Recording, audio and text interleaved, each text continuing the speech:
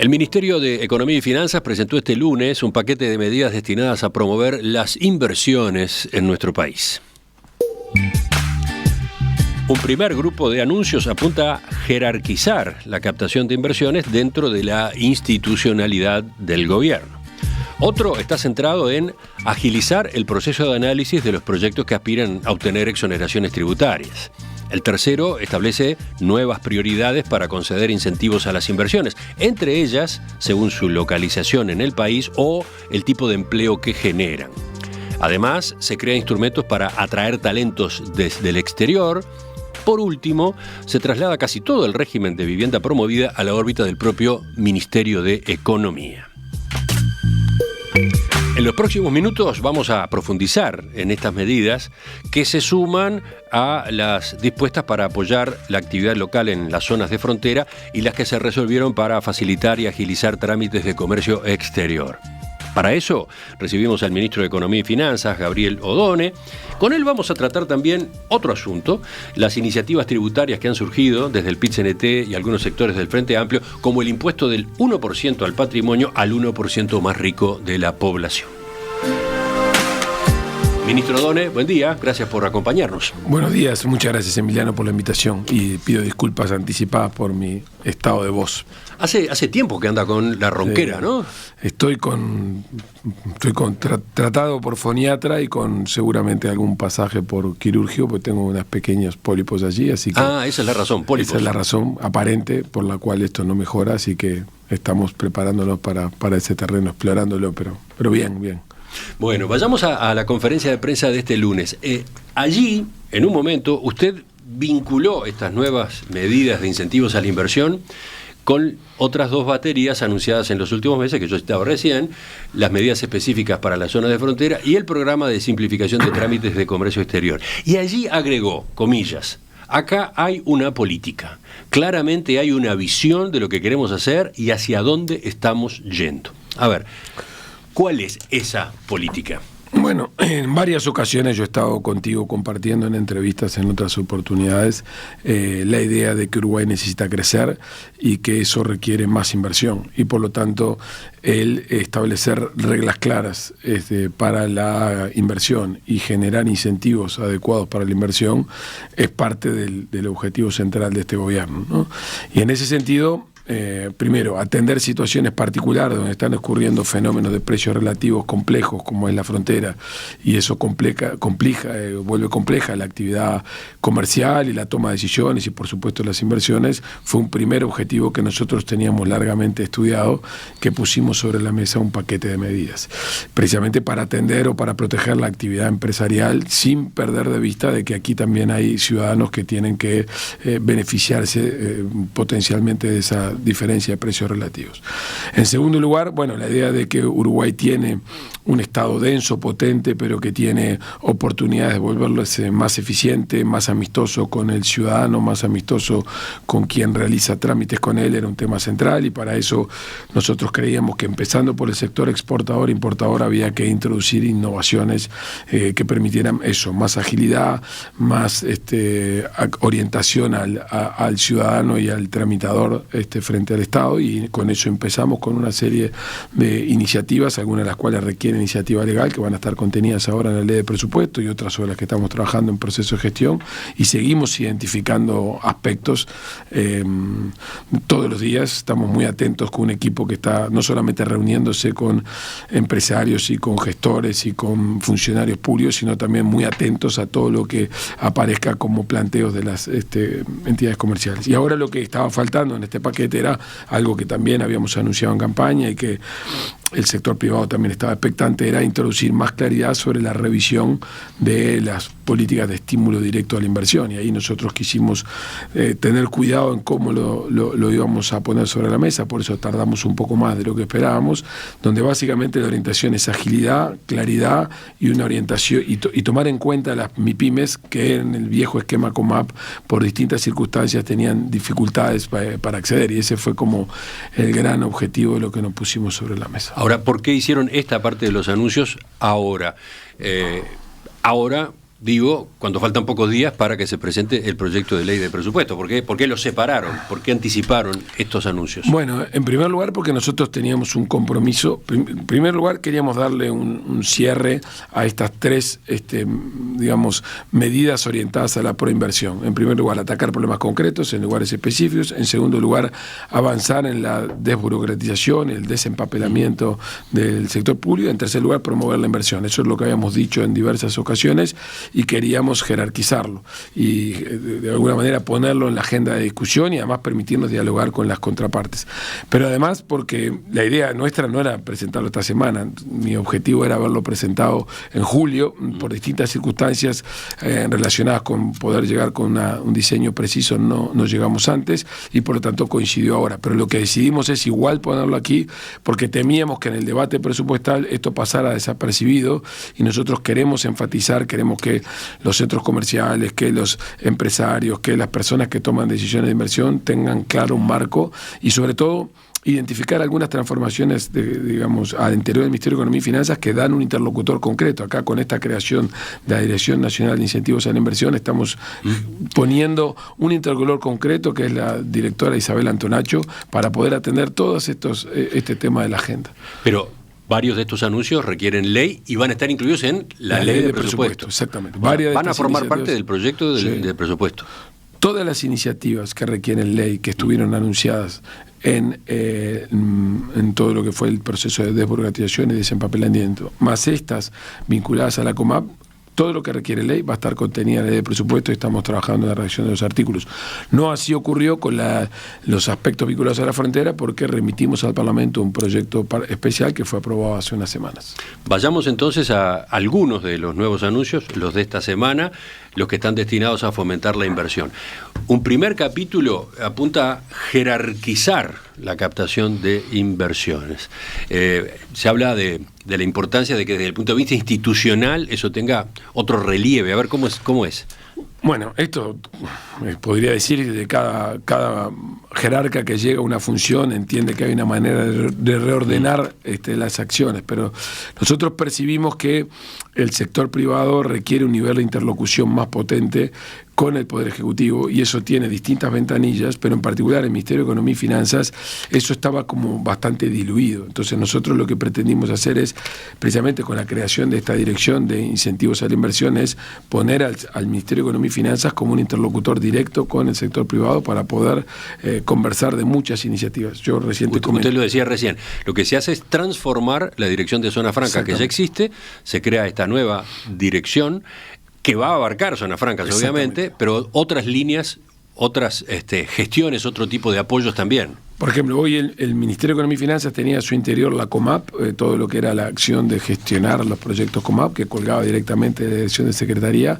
La idea es subsumir dentro de esta dirección todo lo que era Zona Franca y todo lo que es COMAP, dándole una integralidad. Ahí, en algún sentido, lo que está es todo lo que es promoción de inversión, todo lo que es gestión de un régimen especial de atracción de inversiones bajo un mismo ámbito.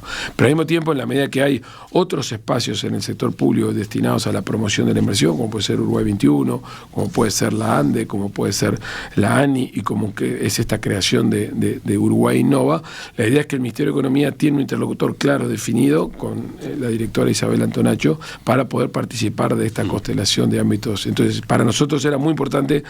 Yo te ponía de ejemplo recién fuera de micrófonos, cuando yo discuto aspectos que están vinculados con el sector privado al interior del Ministerio, a mí me gusta mucho ver cómo confronta la cabeza del asesor tributario Álvaro Romano con la cabeza de Isabel Antonacho, que lo que pretende es promover inversión, porque esa confrontación plantea sobre la mesa las dos cosas que la política debe contemplar. Por un lado, la promoción y el aliento a la inversión, y por otro lado, la justicia en materia tributaria. Entonces, de eso surge una síntesis muy interesante que ayuda mucho a la formulación de políticas. Un segundo capítulo se refiere a la mejora en la agilidad de trámites. Por ejemplo, los procesos de estudio y aprobación de los proyectos de inversión que aspiran a obtener subsidios. Ustedes dicen que se está aumentando la velocidad entre 5 y 50 veces. Bueno, yo no estoy metido en el detalle de lo que está ocurriendo, pero procesos que abarcaban 2 semanas, 3 semanas, a partir de algunas decisiones en materia de aprobación ficta y otras decisiones en materia de uso de herramientas de inteligencia artificial, hoy pueden ser aprobados con mucha más celeridad. Por supuesto, ¿qué estamos haciendo? Estamos revirtiendo la carga de la prueba, estamos tratando de ser mucho más ágiles en la aprobación, de tal manera de no abarrotar a la administración, pero por otro lado darle trámite a lo que los empresarios presentaron. Pero vamos a ser mucho más rigurosos, y en eso estamos trabajando, en el control ex post. O sea, hay un proyecto que presenta un conjunto de objetivos, tiene un conjunto de indicadores que habitualmente se verificaban con escasa potencia, digamos, y nosotros estamos intentando ahora agilitar todo el proceso de aceptación para promover la inversión y alentarla, pero al mismo tiempo fortalecer todo el proceso de control y evaluación posterior, de manera tal de aplicar las sanciones que correspondan cuando no se cumple con lo que está comprometido en ese documento, que en alguna medida está siendo tomado como una suerte de, no digo declaración jurada, porque eso tiene una connotación jurídica muy específica, pero sí un compromiso de parte del inversor en relación a lo que se propone hacer. Sí, por ejemplo, se menciona que se mejora la interoperabilidad. Correcto. Y el monitoreo con DGI, BPS, Ministerio de Trabajo, Dirección Nacional de Aduanas. Porque claro, hay una serie de compromisos o hay una serie de variables que la COMAP tiene que controlar a los efectos de verificar que el bien que está siendo objeto de la inversión efectivamente califica. Por otro lado, está todo el tema vinculado a la recaudación tributaria que está asociada a ese proyecto o que está asociada a la compañía que está promoviendo esto, etcétera. Eso requiere una agilidad mucho mayor entre los organismos que están involucrados. Entonces, la interoperabilidad, la posibilidad de cruzar los sistemas es parte de lo que estamos promoviendo, y sobre todo los procesos, alinearlos a una mirada única. Esto es un trabajo importante. Sí, pero suena lógico que hay que hacer eso. La pregunta es cómo se lo logra. Bueno, en realidad lo primero es poniendo como dentro de la agenda la responsabilidad para hacerlo y el cometido para hacerlo, y lo segundo es trabajando de manera integrada con DNA, con BPS y con DGI, además de utilizar los sistemas que están activos de manera que puedan coordinar mejor. ¿Cómo es la evaluación simplificada que se anuncia para inversiones menores a $5 millones? Bueno, en realidad lo que estamos haciendo hoy es tratando de, para los proyectos pequeños, solamente verificar que se cumplan las condiciones esenciales, que es que el proyecto esté presentado, que los renglones obligatorios estén completados, que se cumplan las condiciones genéricas, y con eso se da adelante al proyecto, y otra vez, sin un análisis detallado, pero luego otra vez lo que se hace es un control ex post, lo que se está implementando es un control ex post para poder verificar que efectivamente el proyecto cuadra dentro de lo que es el marco y que tiene derecho a tomar los beneficios y que se están cumpliendo lo que está comprometido en ese proyecto. O sea que es una suerte de aprobación ficta, mirando grosso modo cuáles son los 4 o 5 indicadores para avanzar. El tercer capítulo incluye cambios en el sistema de incentivos previstos en la Ley de Promoción de Inversiones. Exactamente. Acá, bueno, habrá tiempo más adelante de ir más a fondo. Isabela va a poderlo explicar mucho mejor que yo, porque aquí hay mucho detalle, pero yo lo sobrevuelo. Digamos. Pero para dar algunos ejemplos, sí. ¿Qué es lo que ocurre? ¿Qué es lo que se está disponiendo? ¿En qué medida se modifican los incentivos?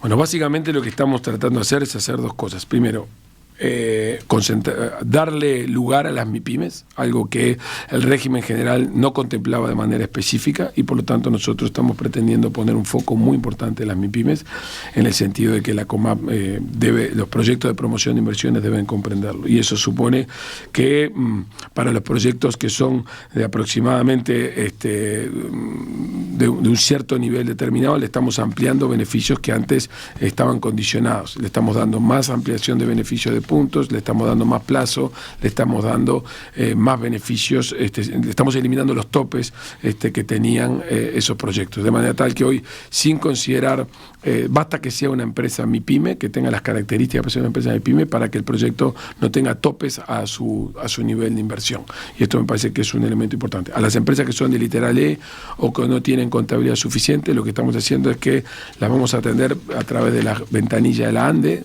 de manera similar a lo que se hace hoy con los proyectos de innovación, siguiendo los criterios que se hacen hoy para los proyectos de innovación seguidos por la ANI, de tal manera que lo que haga la ANDE es no solamente facilitar la presentación del proyecto, ayudar a la presentación del proyecto, sino además hacer toda la gestión del otorgamiento y la coordinación con BPS, DGI, del otorgamiento de los créditos a los cuales es beneficiaria esta compañía. O sea que en realidad estamos poniéndole específicamente levantamiento de restricciones a las MIPYMES, estamos poniendo una ventanilla específica ahora para atenderlo, para ayudarlos a presentar el proyecto, con el propósito de justamente levantar esa barrera que eventualmente se estaba dando con los proyectos como que estaban dirigidos a empresas grandes, ¿no?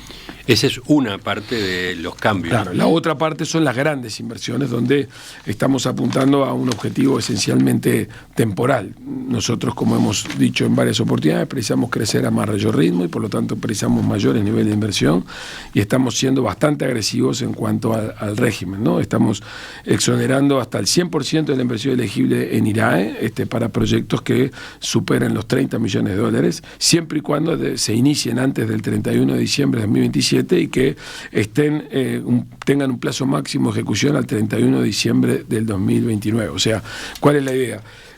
Vas a acceder a un beneficio mayor al que tenés hoy, siempre y cuando lo empieces a ejecutar en el horizonte de los próximos 3 años. Y cuando son proyectos de más de $50 millones, el plazo es un poco más extendido. La idea es que tengan que empezar antes del 31 de diciembre de 2028, porque hay un plazo de formulación probablemente más complejo, pero que a su vez están terminados de ejecutar en el 31. O sea, otra vez, ¿qué es lo que estamos queriendo hacer? Es hacer que el incentivo sea no solamente a realizar la inversión, si es que el negocio existe, por supuesto, y si es que hay materia de sustancia, descuento de IRAE, pero que lo hagan ahora. O sea, nuestra vocación es generar un marco macroeconómico estable, predecible, que es todo lo que vamos a discutir en la ley de presupuesto para dar certezas, y por otro lado, generar un marco de incentivos a la inversión que tengan un shock en el corto plazo, porque ahí está, hace falta un shock, se necesita que haya inversiones urgentes. Precisamos crecer a más del 2%. Y para eso anual. juegan un papel importante las grandes inversiones. Para eso juegan un papel importante todas las inversiones. Pensemos esto, Uruguay hoy tiene niveles de inversión del orden de los 12.000, 13.000 millones de dólares por año, y ahí en este momento no tenemos ningún gran megaproyecto. O sea que precisamos las grandes, que ayudan mucho a tener un efecto de nivel, pero precisamos también las pequeñas y medianas. Todas las inversiones son bienvenidas, porque eso, en algún sentido, supone que los empresarios están en movimiento. El otro día yo hacía una reflexión con los colegas trabajando en el equipo, que es la siguiente. Estamos pasando una etapa en que los empresarios y el sector privado pasa a tener un desafío en materia de riesgo mayor al que tenía en el pasado. Los empresarios nuestros han sido muy resilientes durante los últimos 40 años. Se han preparado, se han orientado, en muchos casos, no en todos, sobre todo a generar estrategias para enfrentar escenarios adversos, para diversificar riesgos, para enfrentar cambios de precios relativos abruptos o recesiones agudas. La economía lleva 20 años sin un evento agudo, está convergiendo a un nivel de inflación muy razonable, con alteraciones de precios relativos mucho más predecibles. Por lo tanto, llegó el momento en que tenemos que generar un marco para que la asunción de riesgos, la asunción de la innovación juegue un papel más clave. Solamente un dato, hay una encuesta de la Fórmula ANI en 2023 a empresarios, que es una encuesta pública, donde el 23% de los empresarios respondentes de esa encuesta sostenían que la innovación no era para ellos. Eso es algo sobre lo que tenemos que trabajar, es un dato muy potente. Y eso supone clima de negocios, que supone estabilidad macro, reglas de juego claras, estabilidad institucional y estímulos a la inversión y sobre todo a la innovación, porque todas estas medidas, algo que Isabela, si no lo digo, me va a matar, están con foco en dos objetivos grandes de lo que tenemos que promover. Por un lado es aumentar la productividad y por otro lado mejorar la calidad del empleo y el nivel del empleo. Eso son todo lo que está detrás de esto, por eso los incentivos están en I+D, por eso los incentivos están en empleo de calidad. Vayamos lento ahí, porque esa era la otra parte de la pregunta sobre este capítulo, el tercer capítulo de los anuncios. ¿Cómo se modifica la prioridad o las prioridades en cuanto a los incentivos previstos en la Ley de Promoción de Inversiones? La idea nuestra es centrar en pocos objetivos, y esos objetivos son el empleo, muchos de ellos ya estaban presentes. Bueno, pero ese es otro punto que quería preguntarle, ¿en qué medida son cambios, en qué medida hay modificaciones con respecto a lo que ya estaba vigente? En líneas generales no hay cambios extraordinarios, pero solamente hay dos cosas: hay menos cantidad de objetivos, en primer lugar, hay una focalización en un número menor de variables, y en segundo lugar ponemos con mucho énfasis el tema de I+D+I y la producción sostenible.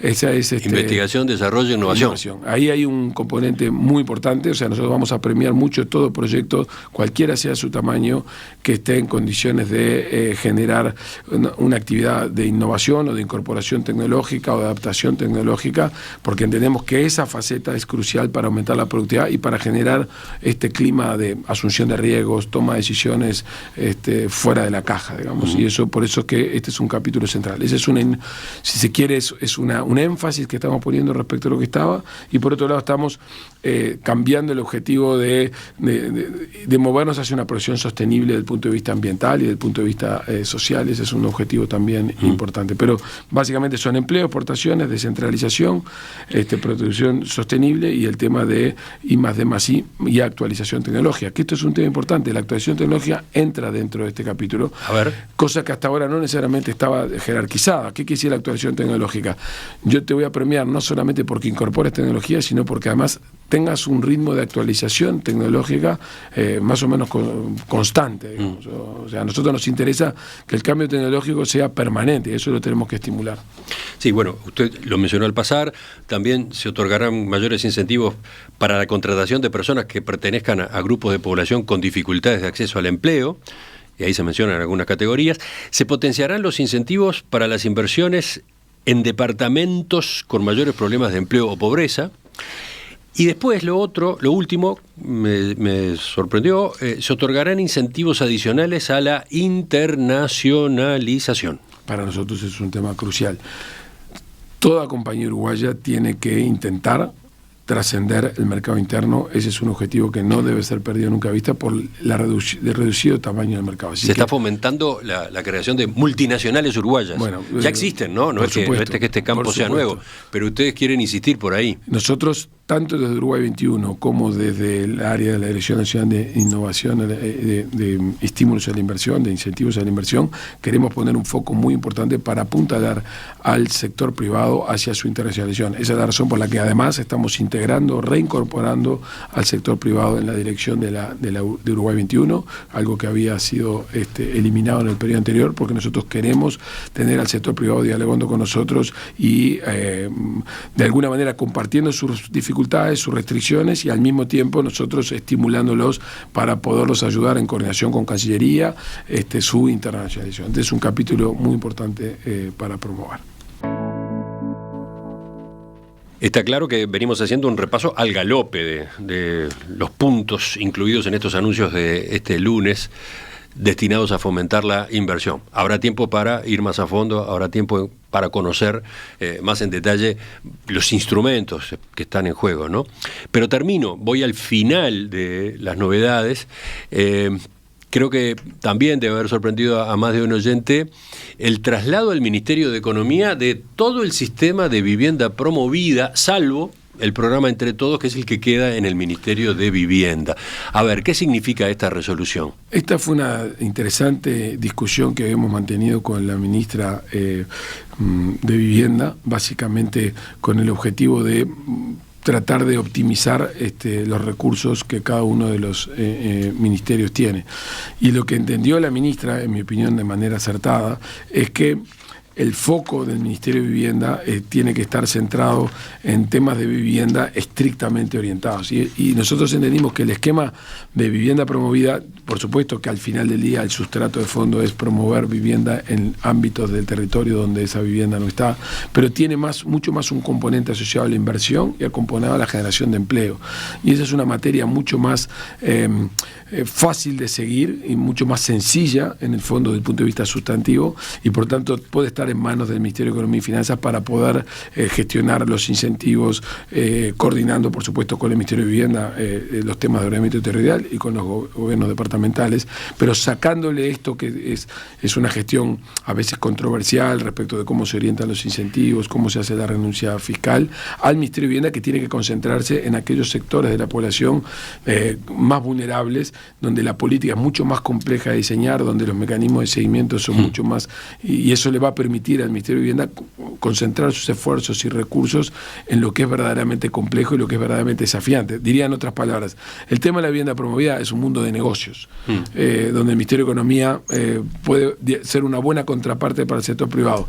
El tema de la vivienda en sí es un tema de una complejidad y de una multidimensionalidad que es la especialidad claramente está alojada en el Ministerio de Vivienda, ahí están los expertos. Bueno, pero en lo que quede en el ámbito del Ministerio de Economía, a su vez, ¿qué cambios habrá?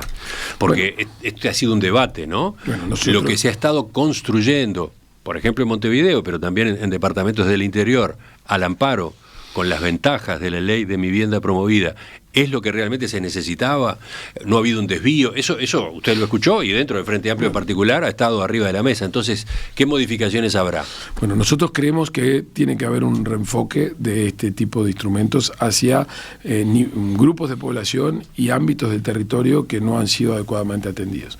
No obstante lo cual, la razón por la que ocurrió que hayamos construido vivienda promovida en la Avenida de las Américas, por ejemplo, tiene que ver con que seguramente en el periodo anterior la mayor liberalidad con la que se manejó este instrumento tuvo que ver con el objetivo del empleo estrictamente y de generar actividad en un contexto, por ejemplo, de la pospandemia, donde esto era muy crítico. Entonces, nosotros creemos que ese momento terminó y que por lo tanto lo que tenemos que hacer es el instrumento que fue creado precisamente para promover vivienda para grupos de población que tienen ciertos niveles de formalización, que tienen ciertos niveles de ingreso y que por lo tanto pueden hacer frente a un pago regular, poderlo focalizar en ese grupo de población, para lo cual tenemos que movernos de barrios, digamos, de zonas en las que estamos promoviendo, para lo cual, como decía, tenemos que trabajar de manera coordinada con el Ministerio de Vivienda y con los departamentos. Por ejemplo, por citar un caso, en el departamento de Montevideo nosotros hemos visto un desarrollo muy interesante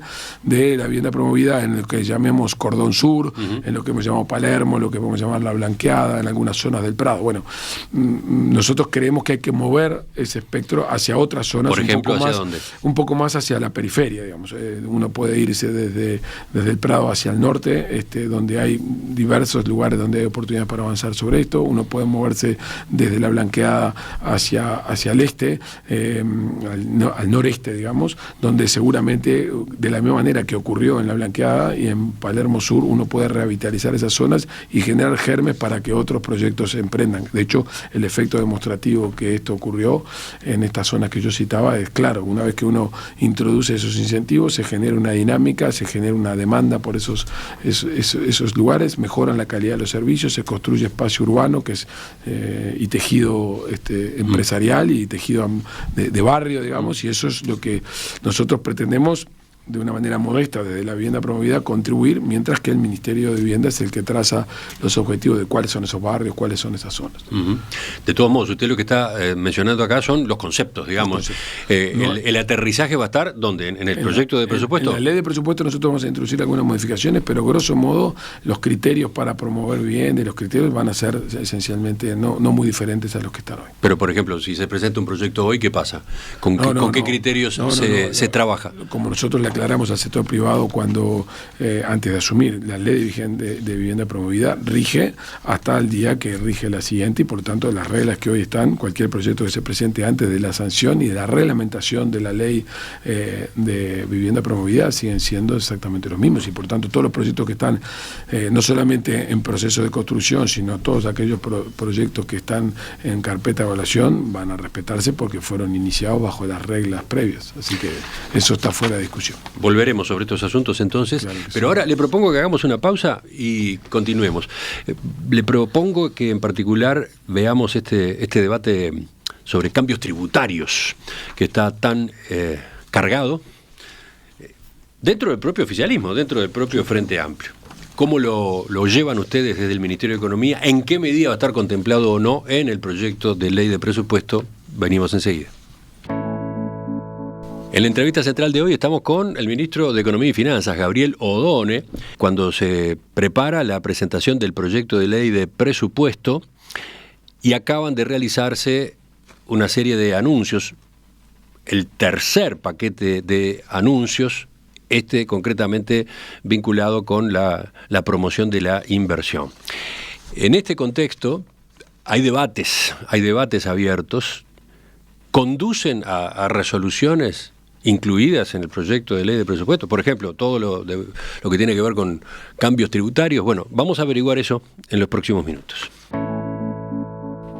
Ministro Odone, desde el 1 de mayo, en el acto del PIT-CNT por el Día de los Trabajadores, ha ido creciendo la presión desde el movimiento sindical, pero también desde algunos sectores del Frente Amplio, para que se implemente en Uruguay un impuesto adicional al 1% más rico de la población, a efectos de recaudar para financiar políticas contra la pobreza infantil. Concretamente, se propone un impuesto adicional del 1% al patrimonio de estas personas.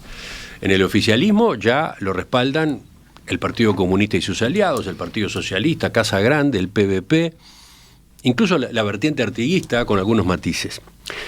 Usted y el presidente Yamandu Orsi ya han descartado más de una vez una medida de este tipo. Entonces, ahora que viene el proyecto de ley de presupuesto, ¿esa posición se mantiene? Absolutamente.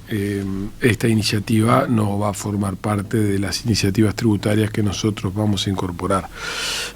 Nosotros saludamos y creemos que es bienvenida el debate que ha promovido estas iniciativas, porque de alguna manera es un debate que tiene lugar a nivel internacional y que ha tenido lugar en los últimos años, sobre todo a partir de la crisis del 2008, en diversos lugares del mundo, y que por lo tanto pone a Uruguay en una agenda de debate político de políticas públicas actual.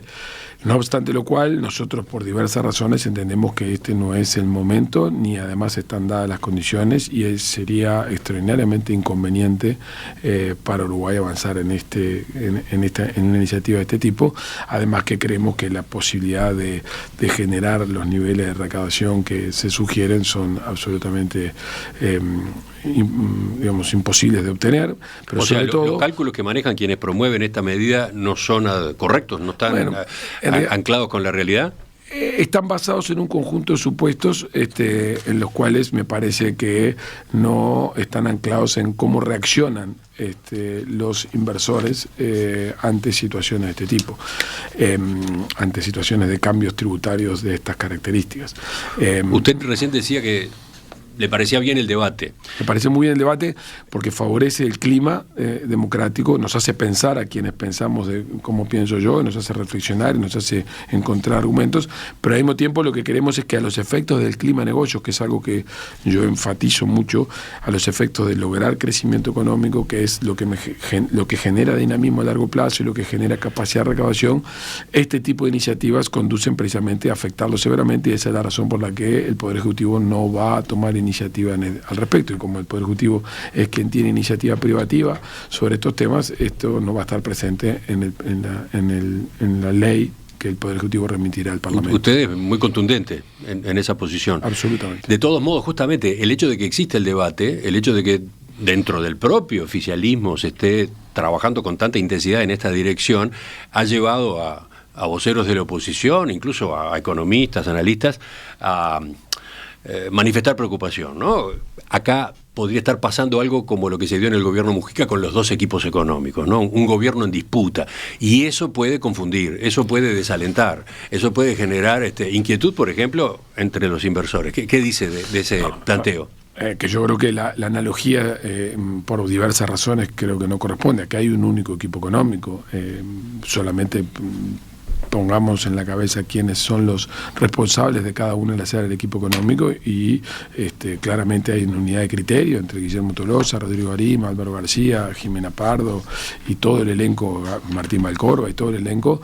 La posición nuestra es una posición unánime. No, eso está claro. Por tanto, no hay dos niveles. Ahora, que hay parlamentarios, subrayo la palabra parlamentarios, o fuerzas políticas que tienen esta iniciativa, es bienvenida, pero no están en el seno del Poder Ejecutivo. Por lo tanto, dos equipos económicos no hay. Hay un conjunto de gente que tiene ideas, como ha ocurrido en el mundo. O sea, no, pero está bien, a lo que se alude es a que esa presión en determinado momento podría llevar a que ustedes cambiaran de postura. No, eso no está contemplado en este momento, ni este ministro de Economía comparte ese tipo de iniciativas, y por lo tanto entiendo yo que, salvo salvo que las circunstancias fueran absolutamente otras, y la única que me imagino es que hubiera la introducción de un impuesto mínimo, un impuesto a la riqueza o al 1% más rico a nivel global, coordinado, y que por lo tanto la posibilidad de migración de los capitales estuviera totalmente reducida. No va a haber un avance en Uruguay en esta dirección, y me atrevo a decir que gobierne quien gobierne, porque Uruguay sigue siendo un país que es atractivo para las inversiones, que compite para atraer inversiones, que compite para alojar inversores, y eso forma parte de reglas claras y sobre todo de aplicación de instrumentos tributarios que no tienen estas características, y eso lo hace de hace muchos años. Nosotros en la reforma tributaria del año 2007 que Danilo Astori lideró, la decisión estratégica es precisamente gravar rentas, y eso tiene todo un concepto detrás, y dejar de lado el gravamen de los stocks y por tanto de la riqueza, porque por las dificultades que tiene hacerlo, por la movilidad del capital, por los costos asociados a hacer controles que eventualmente hagan, y por además la inaplicabilidad de estas cosas en el mundo. Déjenme que yo les cite algunos casos. En Argentina hubo una idea de este tipo que fue con vigencia estrictamente para fondos creados en la pandemia, eso luego desapareció. En España hay un impuesto temporal que está vigente en principio por 2 años. En el caso de Francia es un impuesto que fue introducido, pero que luego fue modificado por un impuesto sobre el patrimonio inmobiliario. En el caso de Estados Unidos, Bernie Sanders lo ha puesto sobre la mesa en distintas ocasiones, pero nunca fue implementado. Y en el caso de Chile fue rechazado. Y son los casos que yo identifico donde esto ha estado. O sea, este debate a nivel académico, personas como Piketty o como Branko Milanovic lo han puesto sobre la mesa. Por tanto, a nivel académico hay un debate fermental, pero no hay en la orientación de políticas públicas a nivel global, incluso en los gobiernos de izquierda, implementación de este tipo de iniciativas, porque, insisto, la relación entre en primer lugar, porque por razones prácticas, los costos de gestión de una institucionalidad de este tipo y los resultados arrojan muchas dudas. Segundo, la posibilidad de que la movilidad de capitales ofrece para que el alojamiento de esos patrimonios de alto nivel se pueda mover, porque el 99,9% de estos patrimonios de alto standing no son patrimonios inmobiliarios, se pueda mover y desplazarse y por tanto quedar fuera del gravamen, es muy alta. Y finalmente porque Uruguay necesita de esos inversores o de ese clima de negocios estable y de señales claras para poder asentar su modelo, que es y en particular de este gobierno, que es acelerar el ritmo de crecimiento. Así que esa medida, bienvenido el debate. Nosotros nos hemos reunido con los colegas que impulsan esto, incluso con algunos diputados que impulsan esto en el equipo económico, hemos intercambiado de manera muy interesante. Tomamos muy en cuenta sus contribuciones académicas, pero todavía creemos que están muy lejos de estar cerca de poder acercarse a la formulación de políticas públicas, y creo que no solamente porque yo sea el ministro de Economía, creo que aunque hubiera otro ministro de Economía en un gobierno de estas características, esto no estaría ocurriendo. Permítame manejar algunos de los argumentos que están en juego. Quienes impulsan esta medida señalan que, teniendo en cuenta la situación fiscal comprometida con la que se inició esta administración, es necesario contar con más recursos para llevar a la práctica varias de las prioridades que el Frente Amplio marcó en la campaña electoral. Agregan que impuestos de este tipo no son un invento en Uruguay, que están debatiéndose o implementándose en varios países del mundo, usted ya hizo referencia a eso, y señalan también que la presión fiscal de nuestro país no es tan alta como suele sostenerse si se realiza la comparación internacional. A ver, ¿sobre esto qué responde? Es una discusión que yo sigo sosteniendo, que la presión fiscal uruguaya es elevada para lo que es la capacidad que tiene el país de atraer inversiones, y que por lo tanto... Por ejemplo, el contador Viñales, cuando lo entrevistamos acá en Perspectiva, señalaba, el indicador de presión fiscal para el año 2022 muestra que Uruguay, con 26,6% del PBI, se ubica a mitad de camino en la comparación por regiones. En América Latina nos ubicamos por encima del promedio, que es de 21,5, pero estamos por debajo del promedio de la OCDE, 38 países, que está en 34%. Y además, bueno, a mucha distancia del promedio de la Unión Europea, que está en 40,7%. Lo que pasa es que somos un país de América Latina, no somos un país promedio de la OCDE ni un país de la Unión Europea. Que nosotros tenemos la aspiración de converger a esos estándares, absolutamente. Que la presión fiscal, a medida que el país se vuelve más sofisticado, más complejo, tiene alta probabilidad de aumentar, absolutamente. Pero Uruguay tiene hoy un nivel de renta media por la cual tiene más presión que Paraguay, pero tiene menos presión que un país promedio de la Unión Europea. En cualquier caso, lo que el equipo económico entiende en su conjunto es que no es el momento de implementar un instrumento de estas características, que en todo caso la presión fiscal puede aumentar como consecuencia de un conjunto de acciones que no están asociadas a esto. Nosotros entendemos además que la posibilidad de recaudar impuestos de estas características es muy baja y por lo tanto no vamos a recorrer este camino. El otro énfasis que ponen es que se plantea esta iniciativa, se plantea este instrumento en particular, este impuesto del 1% al 1% más rico de la población, con un destino muy específico: financiar el combate a la pobreza infantil, que es una asignatura pendiente seria que tiene nuestro país y en la que han coincidido todos los partidos políticos. Bueno, el propio Frente Amplio la ha colocado como una de sus prioridades, ¿no? A ver, déjeme que se lo diga de esta manera. Si yo tuviera la certeza o la percepción que con una introducción de iniciativa de este tipo yo tuviera la posibilidad de recaudar recursos suficientes sin afectar de manera sustantiva el clima de inversiones en Uruguay, a mí esta iniciativa no me asusta. El problema es que yo creo que los riesgos que entraña cualquier iniciativa de este tipo son y los costos que tiene asociados son absolutamente injustificables en función de los beneficios eventuales, potenciales, que ningún país del mundo esto tiene. Pero déjeme decir una cosa, que yo creo que en ese tipo de enfoques que usted señala o que usted cita recién no están contemplados. Uruguay sigue siendo un país pequeño y abierto al mundo que requiere la atracción de inversiones. El nivel de inversiones doméstico es absoluta y de ahorro doméstico que está presente y canalizado adecuadamente hacia Uruguay es insuficiente para sostener el crecimiento. Entonces, en la medida que yo compito en el escenario internacional, yo necesito ser amistoso en términos tributarios para poder captar inversiones y no volverme inamistoso o volverme más duro. Entre otras cosas porque yo no soy un país de la Unión Europea donde el deseo de pertenecer o de ser ciudadano fiscal uruguayo está garantizado por un conjunto de otras externalidades. Yo, por supuesto que Uruguay es un país valioso para atraer inversión y para atraer residencia fiscal porque tiene estabilidad institucional, tiene calidad en su sistema político, tiene una norma, un estado de convivencia muy alto y eso lo tenemos entre comillas que cobrar.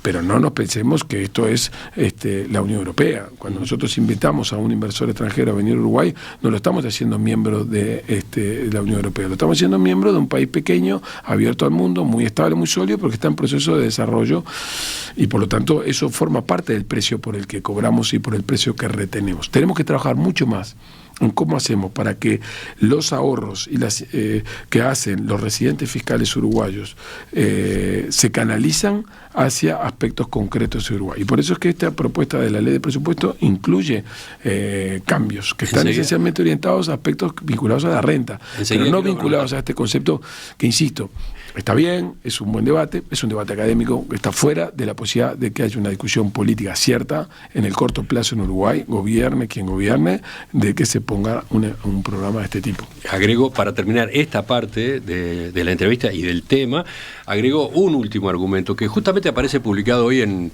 una columna que firma el economista Mauricio da Rosa, que es uno de los que ha abierto e impulsado toda esta discusión.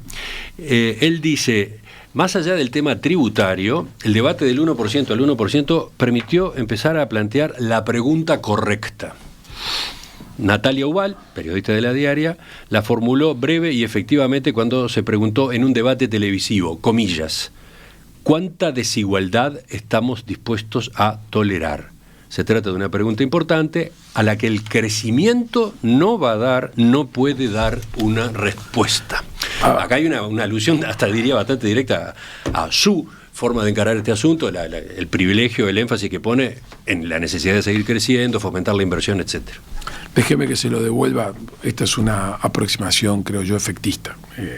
está bien, muy bien para una tertulia periodística, pero el debate de formulación de políticas públicas toma en cuenta estas consideraciones, pero transcurre bajo la realidad, no bajo planteos efectistas. La pregunta que yo haría es, ¿cuánto crecimiento estamos dispuestos a resignar en función de reducir la desigualdad? Y esa es la tensión de la política pública. Justamente eso es lo que el ministro de Economía y el equipo económico arbitra todo el tiempo. Acá se estaría resignando crecimiento si se tomara una medida de este estilo. Yo lo que digo es, el equilibrio justo es, yo necesito para poder hacer una distribución sostenible en el tiempo y realmente que tenga envergadura e impacto, necesito recursos. Y para que esos recursos existan, esos recursos tienen que estar invertidos en Uruguay, tienen que existir y la economía tiene que crecer. Si yo en aras de construir una mayor desigualdad, construir una menor desigualdad, estoy dispuesto a resignar mucho el crecimiento, tarde o temprano lo que tendremos es una sociedad estancada, con alto nivel de insatisfacción, precisamente porque la prosperidad forma parte del aspiracional colectivo. Ahora, por supuesto, y por eso soy el ministro de Economía de un gobierno de izquierda, para un gobierno de izquierda, reducir la desigualdad es un aspecto crucial, elemental, diría que está entre los principales cometidos, pero lo tengo que hacer factible, y eso tiene que ser en un pequeño país abierto al mundo, con escaso nivel de población y todavía en un proceso de desarrollo, lograr combinar de una manera equilibrada crecimiento con distribución del ingreso. Esa es la razón por la cual nosotros creemos que el gasto y la priorización del gasto es el instrumento central, y la estructura el uso de una estructura impositiva que tenga carácter progresivo y progresional. Este tipo de planteos son planteos disruptivos, bienvenidos en la discusión intelectual, pero que están lejos de la realidad, como yo le acabo de plantear. Solamente déjeme decir un ejemplo. En la OCDE, países que aplican impuesto al patrimonio en la OCDE. En los años 60 eran aproximadamente 8, eso llegó a ser 12 allá por principios de los 2000, finales de los 90, hoy son 4 países que existe la aplicación en la OCDE, el impuesto al patrimonio. ¿Por qué? Porque el concepto es... O sea, en los otros países de la OCDE no hay impuesto al patrimonio. Lo que tenemos es una concentración sobre impuestos sobre rentas, no sobre stocks. Y por lo tanto, estos son datos recientes que incluyen los principios de esta década, porque en el fondo lo que hay es un consenso, es que con la movilidad de capitales, que forma parte de los consensos que a nivel global tienen, la posibilidad de que cuando uno grava en exceso la riqueza y solamente le queda cautiva lo que es la riqueza inmobiliaria, la posibilidad de que esos capitales migren y que por tanto no puedan ser gravados por rentas y por lo tanto no puedan generar recursos y por lo tanto no puedan generar las inversiones muy grandes. O dicho en otras palabras, si hoy Uruguay tiene aproximadamente 60.000 millones de dólares de residentes fiscales uruguayos colocados en el exterior. De esos 60.000 millones, había 20.000 millones en el 2019. Eso quiere decir que con la aplicación de mecanismos generosos entre 2020 y 2025 se multiplicó por 3 la captación de recursos. ¿Cuántos de esos recursos con esa velocidad que llegaron se irían? También es cierto una cosa. ¿Cuántos de esos recursos los estamos pudiendo utilizar para aplicar a la reducción de desigualdad? Eso es en lo que tenemos que trabajar de manera inteligente para que esos recursos no se alejen de Uruguay, permanezcan en Uruguay, estén dispuestos a colaborar en Uruguay, pero al mismo tiempo ser utilizados por el Estado para reducir la desigualdad. Ese es el arte de la política económica, no inventar una fórmula mágica que luce atractiva y que luce muy simple. Déjeme que le diga esto. En economía, todas las ideas que lucen extraordinariamente simples y muy fáciles, la pregunta principal es ¿cómo puede ser que esto no se le haya ocurrido a nadie antes? Uno podría decir, bueno, esto forma parte de los equilibrios de poderes y la capacidad de presión que tiene el lobby. Es un poco más compleja la economía, afortunadamente es un poco más compleja, y esto es lo que está detrás de los fundamentos que la política económica uruguaya de este gobierno pretende seguir adelante. Aunque no sea ese impuesto que se reclama desde el PIT-CNT y sectores de izquierda, ¿el Ministerio de Economía tiene previsto introducir algún tipo de cambios en el sistema tributario? Sí. Usted lo dijo al pasar recién, la respuesta es sí, ¿no? Sí, bueno, absolutamente. Enseguida, después de la pausa, vemos cuáles son. Ya volvemos con la tercera y última parte de la entrevista al ministro de Economía, Gabriel Odone.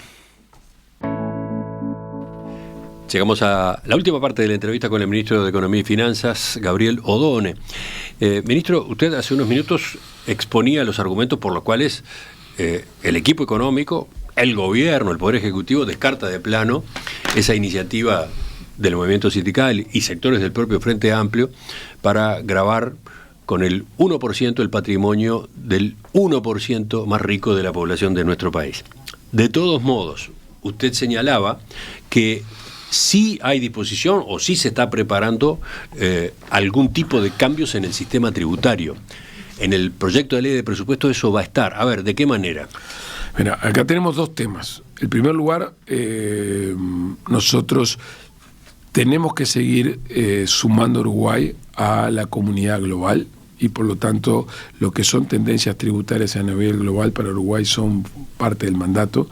Entre otras cosas porque si no formamos de esa comunidad global tenemos riesgos en algún momento de ser sancionados o por incumplir aspectos de naturaleza de intercambio de información, entonces, o de temas tributarios. Por tanto, la visión que tiene este gobierno es que nosotros hay un marco, el marco GLOB, el marco del impuesto a la renta mínima global, al cual queremos adherir y por lo tanto estamos dando paso decidido, lo cual supone un conjunto de cambios importantes. Lo que supone esencialmente es que Uruguay grave el impuesto a la renta mínima global en territorio uruguayo. Esto es un elemento neutro para la corporación porque lo que el 15% que estamos eventualmente grabando a partir del 2027 sobre la operación uruguaya es algo que ya está grabado en la matriz. Lo que usted dice es que si no lo paga acá, lo paga en otro lado. Exactamente. Esto es, desde el punto de vista de la empresa, de esa corporación internacional, no hay diferencia. No obstante lo cual, lo que nosotros estamos queriendo es localizar impuestos que ya se pagan en territorio uruguayo. O sea, nosotros queremos participar del gravamen a las rentas de las corporaciones que hacen negocios en Uruguay, que están pagando, pero lo queremos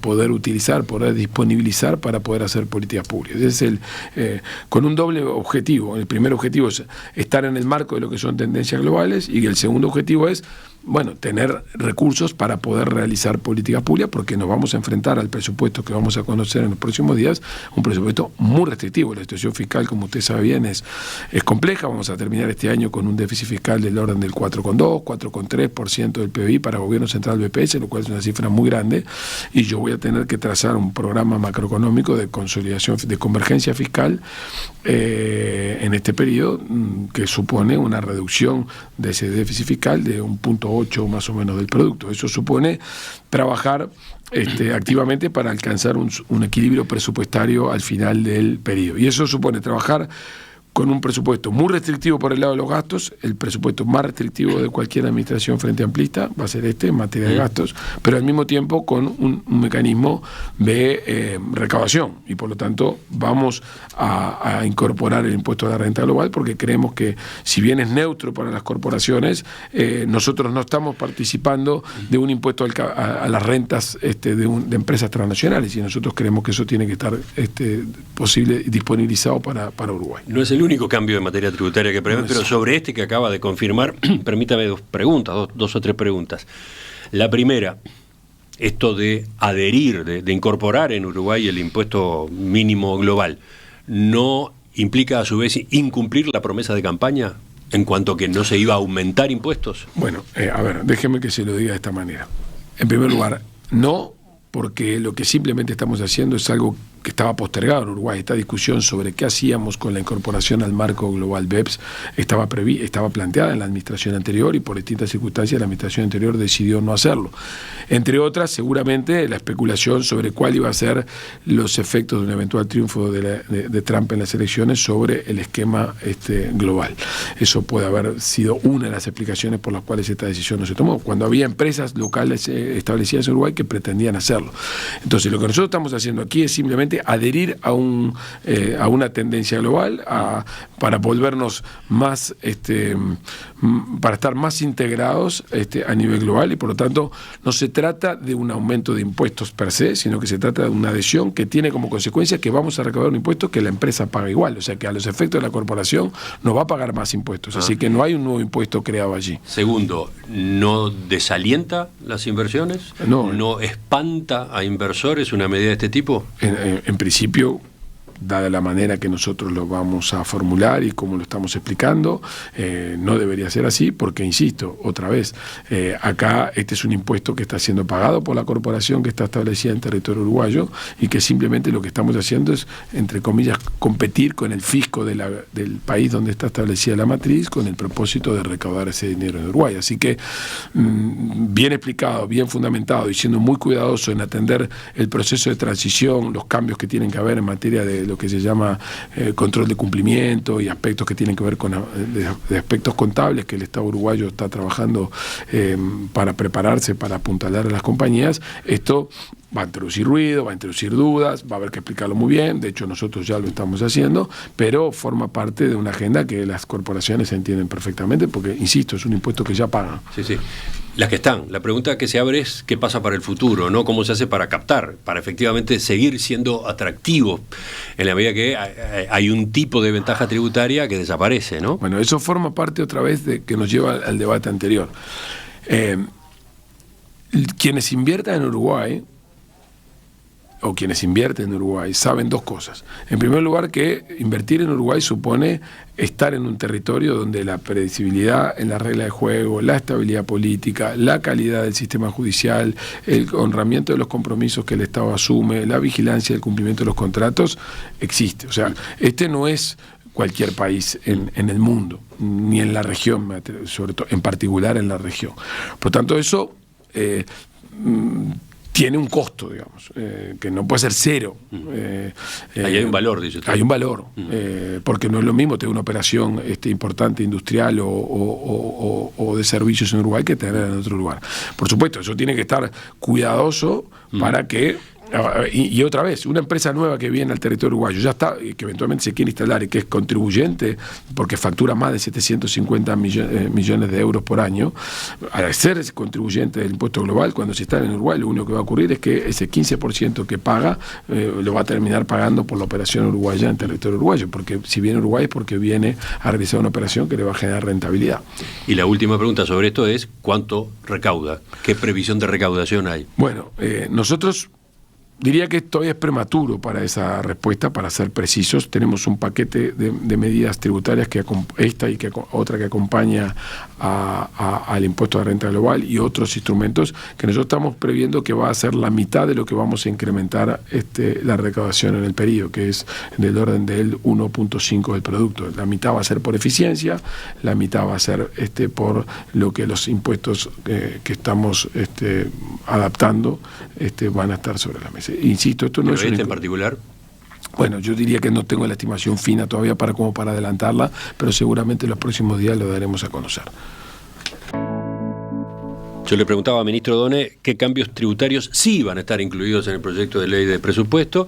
Usted se detenía recién en uno de ellos, la incorporación de Uruguay al impuesto mínimo global. Bien, pero hay otro, ¿no? Por lo menos hay otro, por lo menos trascendió hace 15 días, el semanario de búsqueda comenzó a informarlo, que el ministerio analiza la posibilidad de gravar las ganancias de capital de las inversiones realizadas en el exterior por uruguayos y residentes en Uruguay. Primero, ¿usted confirma ese trascendido? Confirmo ese trascendido. Eso sí va a estar.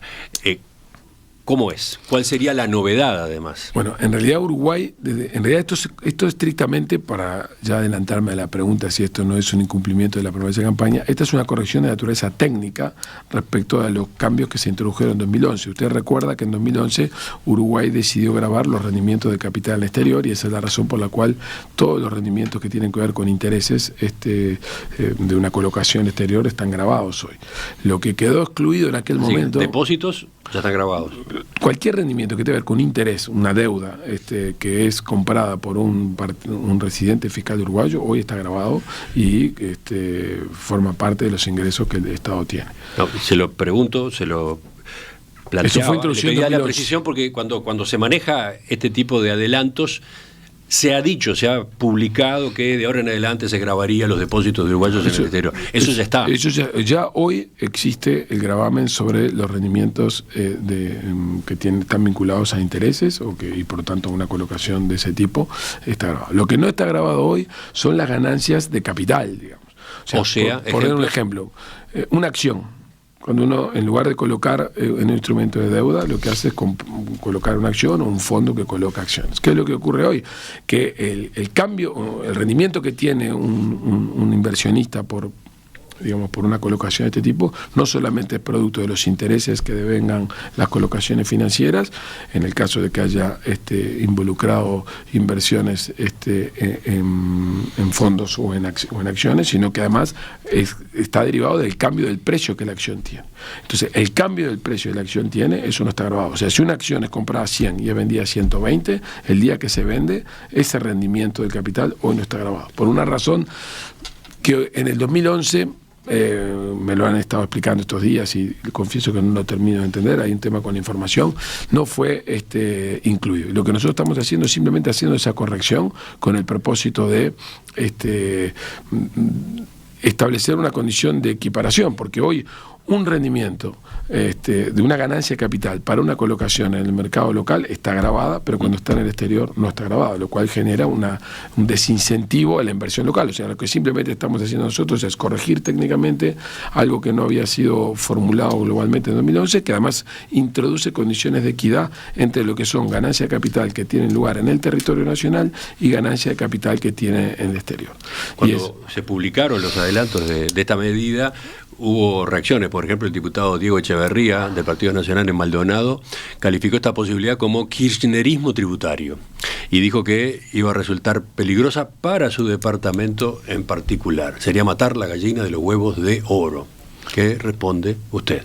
Yo creo que tiene oportunidades de entender un poco mejor lo que estamos haciendo, de leer un poco más, comprender cuál es el origen, el fundamento y las consecuencias para poder después pronunciarse. Yo creo que él lo que hizo, como seguramente es lo que le corresponde a un representante nacional, es pronunciarse ante un trascendido que, por lo que yo vi, no estaba adecuadamente fundado.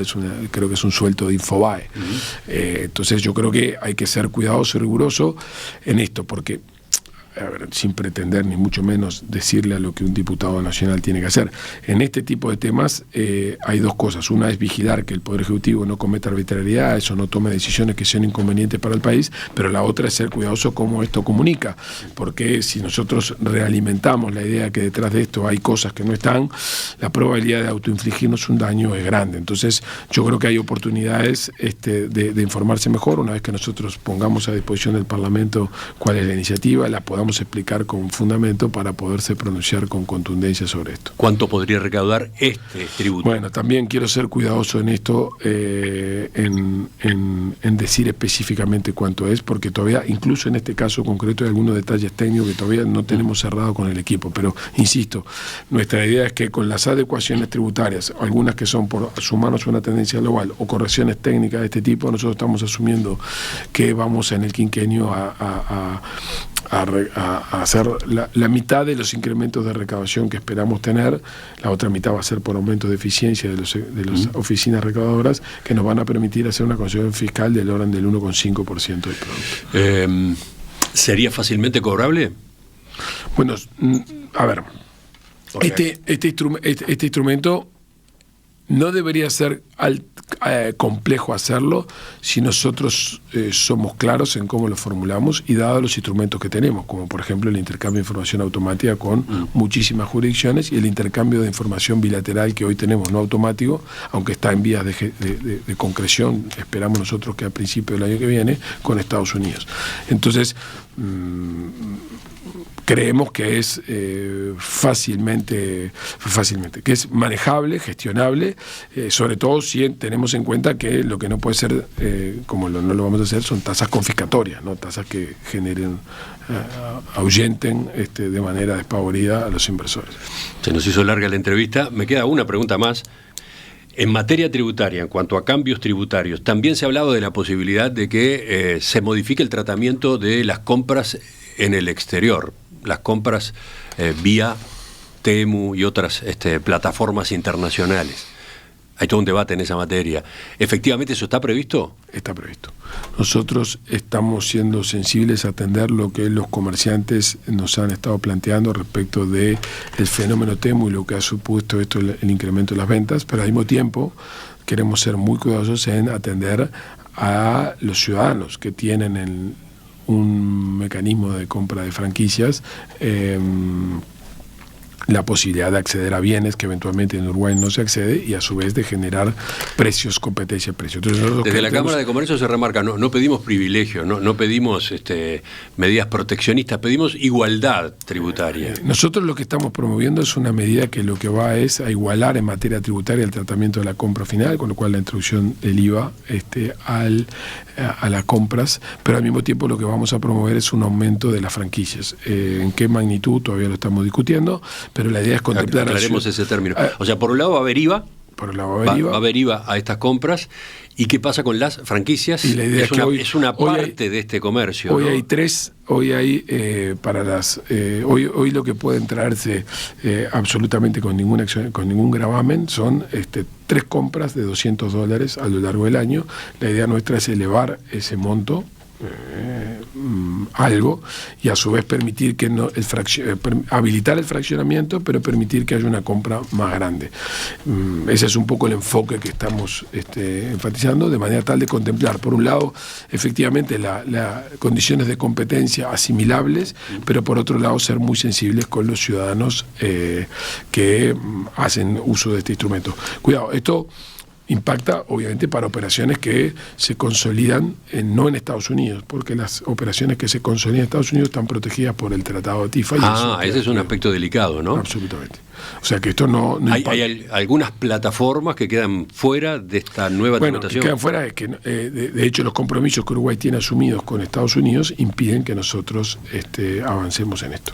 O sea que, en particular, esto aplicaría para el fenómeno Temu. Eso, mayoritariamente es lo que estaría siendo comprendido desde el punto de vista de la sustancia.